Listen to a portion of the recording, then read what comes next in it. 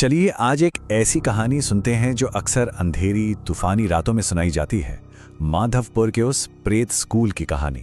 ये दास्तान है दो मुसाफिरों की जो बस तूफान से बचने के लिए एक छत ढूंढ रहे थे, लेकिन उन्हें अंदाजा भी नहीं था कि वो एक ऐसे रात से टकराने वाले हैं जो उनकी आखिरी मंजिल बन जाएगा। तो कहानी की शुरुआत होती है एक बहुत ही डरावने वाक्य से।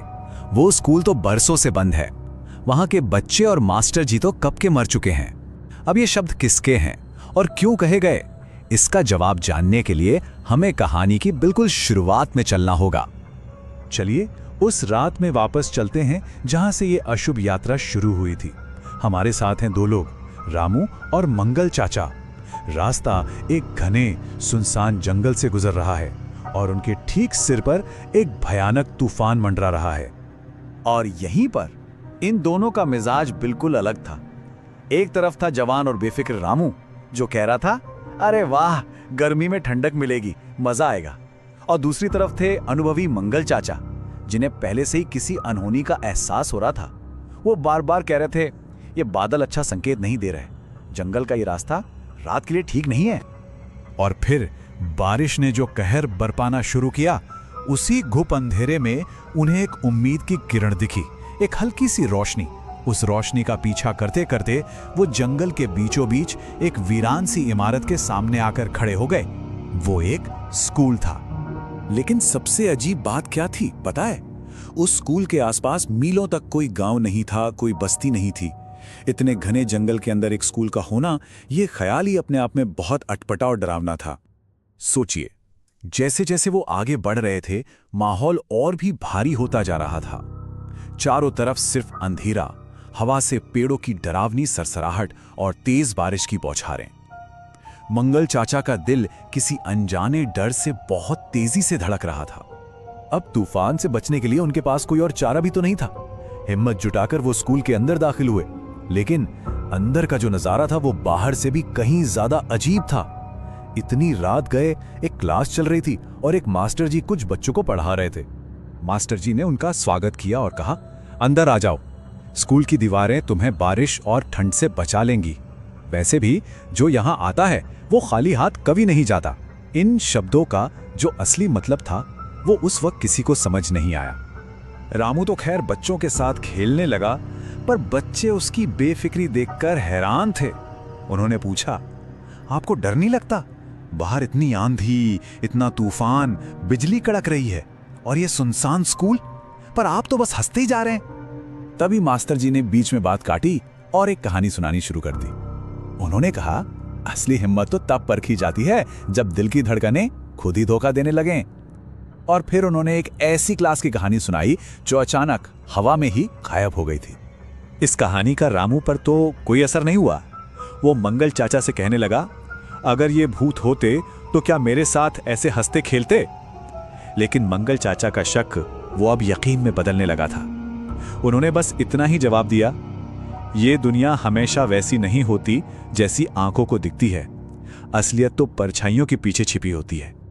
खैर, जैसे तैसे वो भयानक रात तो कट गई। अगली सुबह होते ही दोनों मुसाफिरों ने फटाफट वहां से निकलने की तैयारी की, पर उनकी विदाई उतनी सीधी साधी नहीं होने वाली थी। जब रामू बच्चों को अलविदा कह रहा था तो मास्टर जी ने एक बहुत ही अजीब बात कही।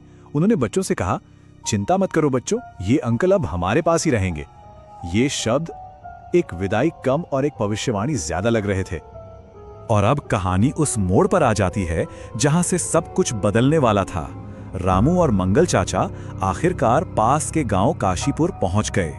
एक चाय की दुकान पर रुककर उन्होंने चैन की सांस ली। उन्हें लगा कि अब सारा खतरा टल गया है। रामू ने जब चाय वाले को रात की पूरी कहानी बताई तो चाय वाले ने कुछ ऐसा कहा कि उनके पैरों तले से जमीन ही खिसक गई। रामू ने घबराकर पूछा, ये क्या कह रहे हो भाई? हम तो पूरी रात वहीं थे, उन बच्चों के साथ खेले हैं, मास्टर जी से बातें की हैं। और यहीं कहानी का सबसे बड़ा, सबसे खौफनाक सच सामने आता है। चाय वाले ने जवाब दिया, वो स्कूल तो बरसों से बंद पड़ा है। वहां के बच्चे और मास्टर जी तो कब के मर चुके हैं। एक हादसा हुआ था। ये सच सुनकर तो जैसे उनके होश ही उड़ गए। जवाब की तलाश में वो कांपते हुए सीधे गांव के सरपंच के पास पहुंचे ताकि इस भयानक कहानी की पूरी सच्चाई जान सकें। सरपंच ने उस स्कूल के पीछे छिपी एक बहुत ही दर्दनाक कहानी बताई। सालों पहले मास्टर ने बच्चों को स्कूल में ही कैद कर लिया था। जब गांव वाले उन्हें नहीं बचा पाए तो गुस्से में उन्होंने पूरे स्कूल में आग लगा दी। उसी आग में मास्टर और सारे बच्चे जलकर मर गए और तब से उनकी आत्माएं वहीं भटक रही हैं। और फिर सरपंच ने वो बात कही जिसने उनका बचा खुचा हौसला भी तोड़ दिया। उन्होंने कहा, अब जब तुम वहां एक रात गुजार चुके हो तो तुम उनकी नजरों में आ गए हो। किसी भी तरह तुम्हें बस आज की ये रात जिंदा निकालनी होगी। अब ये कहानी अपने अंतिम और सबसे भयानक पड़ाव पर है। सरपंच ने उन दोनों को अपने घर में पनाह तो दे दी, लेकिन शायद स्कूल की आत्माओं की पकड़ से बचना मुमकिन नहीं था। ठीक आधी रात को कमरे में एक बच्चे की आवाज गूंजी, अंकल आप तो हमें वहीं छोड़ा है, पर हमने आपको नहीं छोड़ा। अब तुम दोनों भी हमारे साथ स्कूल चलोगे, क्लास तुम्हारा इंतजार कर रही है। और तभी वो बच्चे अंधेरे से निकलकर उनके ठीक सामने आ गए। उनकी आंखें दहकते अंगारों की तरह लाल थीं, जैसे वो उन्हें हमेशा के लिए अपने साथ अपनी दुनिया में खींच लेना चाहती हों। रामू और मंगल चाचा ने कभी सोचा भी नहीं होगा कि तूफान से बचने के लिए जिस स्कूल में उन्होंने पनाह ली वही उनकी आखिरी मंजिल बन जाएगा। ये कहानी एक डरावना सवाल पीछे छोड़ जाती है कि अगर अगली बार किसी सुनसान रास्ते पर मदद की जरूरत पड़े तो क्या कोई किसी अजनबी दरवाजे पर दस्तक देने की हिम्मत करेगा? क्योंकि कुछ दरवाजे सिर्फ अंदर की तरफ खुलते हैं।